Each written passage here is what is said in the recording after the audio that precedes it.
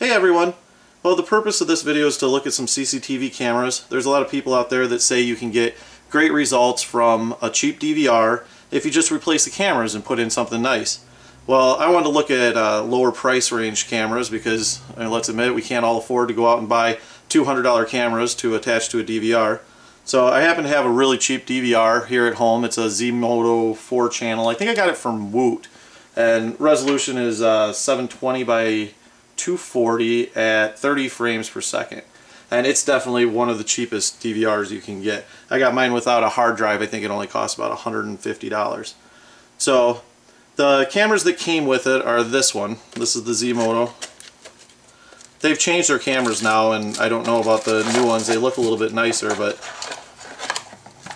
So this is the camera that comes with a DVR. This camera, it's got a 1/4 inch color CMOS image sensor. It's 420 TV lines horizontal, and it's got a 3.6mm lens. It's got 12 infrared IR LEDs for night vision. And our second camera, this one came out of a more expensive Swan DVR.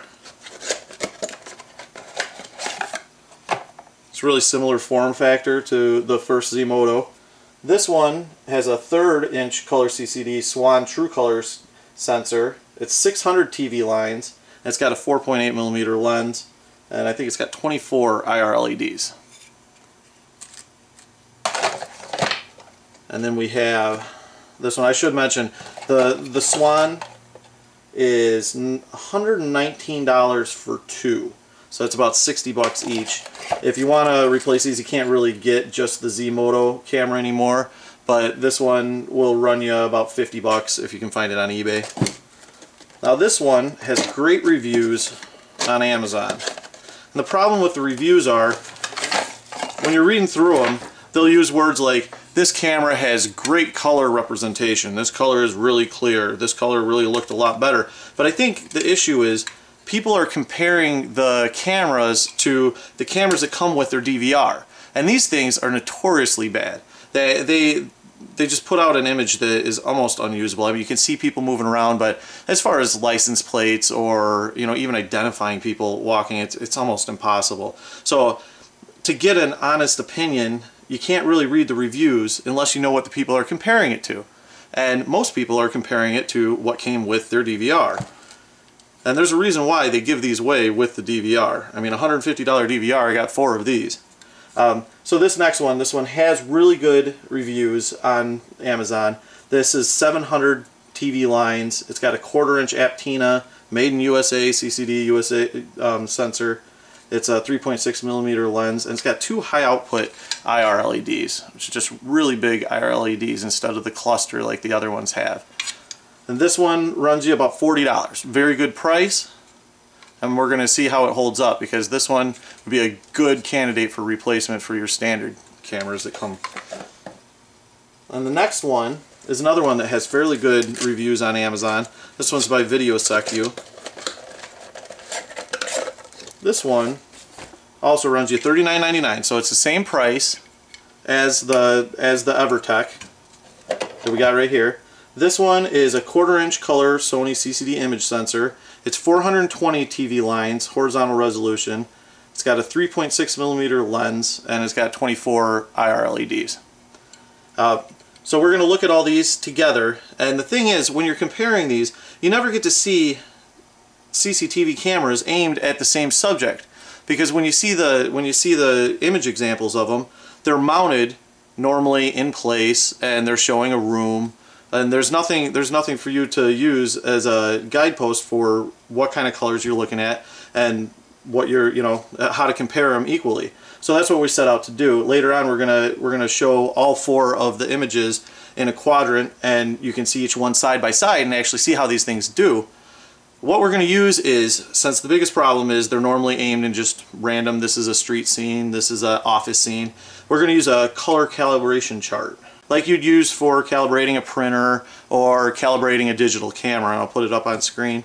There'll be a link in the article where you can go download this. It's free, and it works really well. You can use it for a lot of different things. So these are our cameras we're going to use, and next we're going to go to the individual camera results. Alright, first you can look at the actual calibration chart straight from the digital file. You can see the clear, vibrant colors on it. You can see the gradient as the font gets smaller, and the color at the bottom. You can see the portrait of the lady, and then some of the detail in both of the scenes on the left-hand side. So now next we're going to go over to the Zmodo camera. This is the Zmodo camera. This was shot in full daylight, and as you can see, the colors are very dull. You can see that the resolution, which we expect, it's a CCTV camera, is not very good. But you can also just see that the infrared light really, that it absorbs, really just drowns out those colors and makes them really, really dull. Okay, next. Next we move on to our outdoor scene for the Zmodo camera. As you can see, again, the infrared light that's coming in is just atrocious. All the greens are washed out, they all look white. The sky is managing to be nice and blue there, aquamarine, but just in general it's a poor quality picture. You can really see that the resolution is suffering. All of these are shot at D1 resolution at 30 frames per second. They're all exactly the same. So this is the kind of quality that you're going to get with the type of camera that comes directly with one of the cheaper DVRs. Next up we have the Swan camera that came with the Swan DVRs. These are the ones that run about $60 a piece. As you can see, the color is really good and the resolution looks really nice compared to the other cameras. This one has 600 TV lines and it's in the higher end of the cameras we were testing today. The only other one was the 700 TV lines for the Evertech. This camera is the only one that has a 1/3 inch CCD sensor, so it's a bit bigger of a sensor, and you can see that it looks nice on the poster. You can really see the colors pop, and even with the scene up in the upper left you can see more of it. And as we go over to the outdoor scene, now here's the problem. This looks awful and the colors aren't right, and there's some bleeding of the colors in the leaves, and we just saw some really weird artifacts when it came to this camera. It's almost like something switched inside of it and told it that it was nighttime even though it was in full day. I know you see the shadow of the tree in front of us, but we're actually standing in full light holding it out towards the scene. And what we can do is we can bring up right before that video, there was just a second where the Swan showed the green colors that you would expect. The colors are still bleeding over in the leaves, but it's much more accurate, and it's just interesting. It's almost like the camera thought that it was nighttime. This is the Evertech camera on the color calibration poster. This was really surprising because it got such great reviews on Amazon, and I saw total different results when I had it in the garage and actually mounted, and it really surprised me. And I started looking at it and I started wondering if we were seeing something similar to what happened with that Swan camera, that perhaps the camera itself had thought the scene was a little darker, or that it needed to accept more infrared light. And as I can bring up here of a picture that we had of it just sitting on the porch as it was aimed at the shed, you can see the colors are much better, and much better when it was close up to that calibration poster, which leads me to believe that there's some circuitry in there that's changing how it's accepting the light. We can also look at the outdoor scene, and you can see out of all the cameras, the Evertech on the outdoor scenes, the greens are green, they're almost oversaturated, but the sky looks correct, the resolution is good. You can see the creek, which is actually a little brown because we had a lot of rain, and it's really a nice camera. So it's interesting that both of these cameras had this artifact where they switched over and started getting poor resolution, almost like that they were going into a night vision type mode where they're accepting more IR light. Next up we have the Video Secu, which I told you got pretty good reviews on Amazon. As you can see in this, the colors are much better. They're far more accurate. You can see in the scene with the lake that there's actually some green in there. You can see with the lady's shirt that there's actually colors in there. And just in the color chart you can see that you can actually differentiate the different colors. You can tell you're getting a lot less infrared light coming in, and you can actually manage to see what the scene looks like. I mean, it's a far cry better. And for $39.99 per camera, it's not bad. So what we're going to do is we're going to move on to the video secu of the outdoor scene. Now this one, again, this one looks okay, and you can see that the resolution's better and the colors are truer. We have the sky, which is more realistic of what the sky looked that day. You also have the trees are showing actual green and not white, and you're not getting near as much infrared light that's leaking into the camera. The infrared light, it really helps with night vision and to be able to see, but it's just not what you're going to expect for the daytime when you really want to see, you know, the scene and how it looks. For me, this was the big payoff of the whole experiment. You get to see 4 cameras that are all reasonably priced, they're right next to each other, and they're aimed at the exact same thing. They all show a color chart that you can look at with a digital file. You can see what the colors are supposed to look like, and you can compare them side by side. And you're never going to see that in a review because it's just too difficult, and it's actually quite time consuming to set this up and sit here and record the same thing.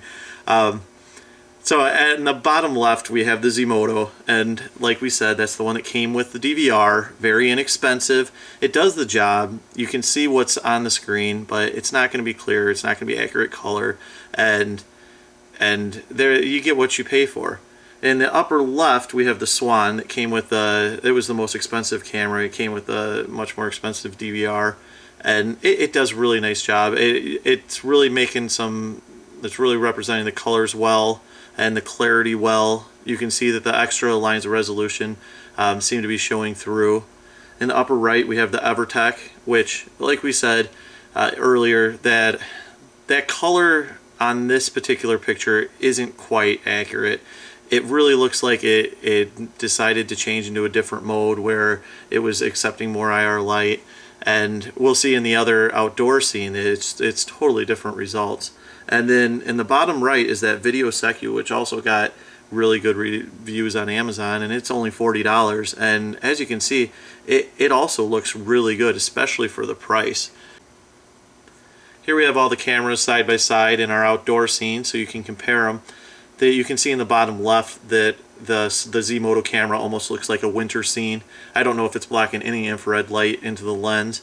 It's just horrible color contrast, and that's what we're seeing when it's actually in place. And that's just, you get what you pay for when it comes to those free cameras with the DVR. In the upper left you see the really surprising Swan camera. When we go to the poster scene, it was the clearest, and it really did a nice job of representing those colors. I did show you that in the first couple frames of that scene that the clarity still wasn't there, but the color representation was at least a lot better. The upper right is the EverTech, which this is far better than what it looked like on that poster, and I said that we would note that later on, that it looks nice. It still looks a little soft. It doesn't look very clear, but at least the color representation is there. And then in the bottom right is the video secu, and this one's a $40 camera, and I have to say it's my favorite. You can really see the leaves. You can see better contrast in that camera than any of the other cameras on this quadrant. The colors look accurate. It doesn't look oversaturated.